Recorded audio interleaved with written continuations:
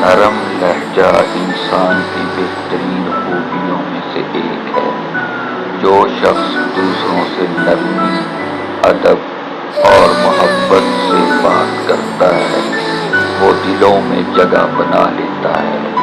نرم گفتگو رشتوں کو مضبوط کرتی ہے، دلوں کے فاصلے کم کرتی ہے اور ماحول میں امن اور بھائی چارہ بڑھاتی ہے۔ اسلام بھی نرم گفتگو پر بہت زور دیتا ہے۔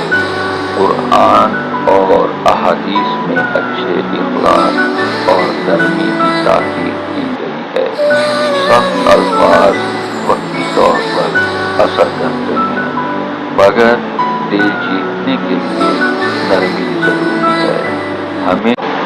ہمیں چاہیے کہ سچ بھی اس اسلوب سے کہیں کہ کسی کی دل آزاری نہ ہو۔ نرمی کمزوری نہیں بلکہ کردار اور اخلاق کی بلندی ہے۔